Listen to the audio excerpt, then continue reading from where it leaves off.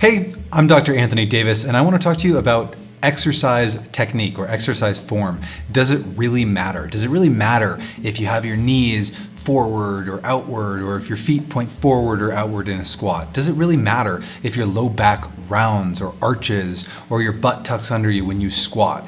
Does it really matter if your head is forward when you squat or deadlift, or during a yoga pose if your arm is rotated this way or that way? So let's get into this a little bit. I'll try to provide some nuance, but I also want to shatter a couple of myths and make exercise more accessible for more people, because I think that frankly, fitness gurus tend to make fitness way too difficult. They make things too complicated, and that prevents people from exercising in the first place. Let's dig into this. Now, I will just quickly comment on my credentials so that you know I know what I'm talking about. I'm a doctor of chiropractic. I have a master's in exercise science. I'm a certified medical exercise specialist. I've also taken the certified personal training from NASM and their corrective exercise specialist. I'm a 700-hour yoga teacher training, or a 700-hour trained yoga teacher. I am functional range conditioning certified, functional range release, functional range assessment, et cetera, et cetera. So I have a lot of experience in this realm. So let's make a comparison. When it comes to exercise form, I do think that to some extent form does matter, but I do think also that it gets too heavily emphasized much of the time, to the point where it scares people away from exercise, and when they could have been getting so much benefit from exercise, even if their form wasn't perfect. So one of the things that I like to think about with regards to exercise and trying to be perfect with your form is comparing it to something that some people have in nutrition. So something we would call orthorexia. Now, orthorexia is an unhealthy obsession with eating perfectly healthy food. So if you want an example of that, if you've ever watched Parks and Rec, the character Chris Traeger is a perfect example of somebody who is orthorexic. My anxiety has kept me up for over 50 hours. So this is the kind of person that takes, 20 different supplements for 20 different reasons, exercises exactly a certain amount of minutes every single day, and gets a perfect balance of cardio to strength to this to that, and they're always trying to run, always trying to do more. They're always pushing it to the point where their unhealthy obsession with it actually affects their mental health, their sleep, their stress, et cetera, et cetera. And in the show, he's a super stressed out dude. He is super healthy, but it's affecting his life negatively in many other ways. So the same thing can be true when it comes to exercise form, right? If you place some emphasis on making sure you get the basics down, great, please do that. We want you to exercise safely.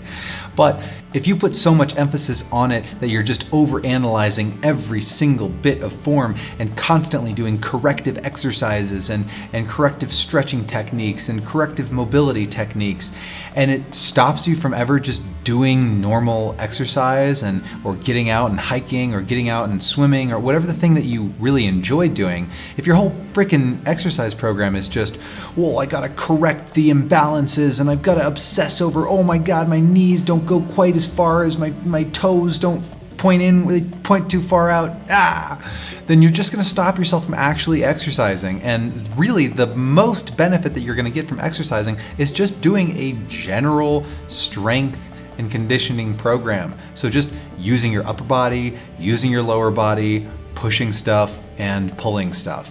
It really doesn't have to be complicated, but if you get super obsessed about it, you're gonna stress yourself out. That's probably gonna affect your sleep. That's probably gonna affect how you train, how you recover, and then you're more likely to get injured because of it. So there's all kinds of reasons why we don't want to be super obsessive about correcting people's form. Now, I'm a doctor of chiropractic, so in clinic, I'm constantly dealing with people who have huge acute flare-ups of low back pain. Sometimes they can't really even get up and down off of the table.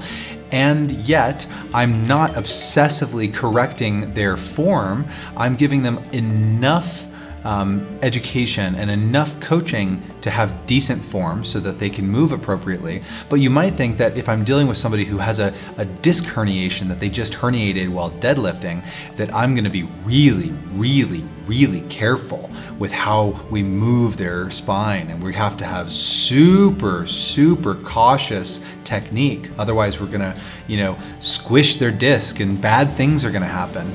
But it's really not true. In fact, a lot of times I try to get those people to relax a little bit because their muscles are so locked up and they're like, oh no, did I move wrong? Did I brace wrong? But actually, if I can just teach them to relax a little bit and just breathe into their belly while they move and just try to move naturally while they can, they actually get better a lot faster because they're not so freaked out about movement. So if exercise technique doesn't need to be an obsession, even in the case of an acute disc herniation, then do you think it really matters for somebody who's normal and healthy and pain-free? Well, it only matters a little bit, right?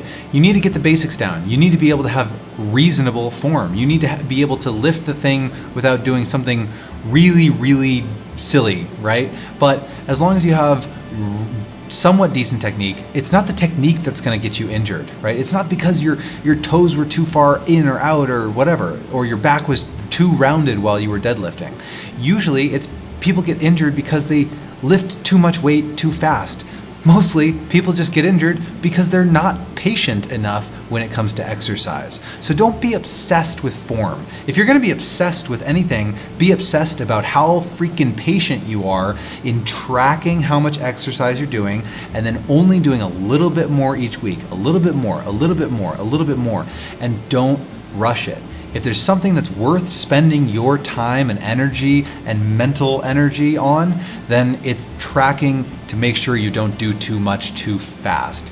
But obsessing over exercise technique can stress you out and negatively affect your performance and turn you into a worse athlete or a worse mover in the first place. So just move naturally. Do what feels good. Get somebody to show you the ropes so that you're not doing something totally stupid. But as long as you've got the basics, then just ease your way into exercise and you're gonna have a really good time, okay? Thanks for watching. If you have comments, please leave them in the comments. I'd love to answer any questions that you have. And if you wanna work with me one-on-one, I design custom programs for rehab and strength and conditioning for people all the time online. So you can always book a free discovery call with me anytime. Thanks for watching. I'll see you in another video.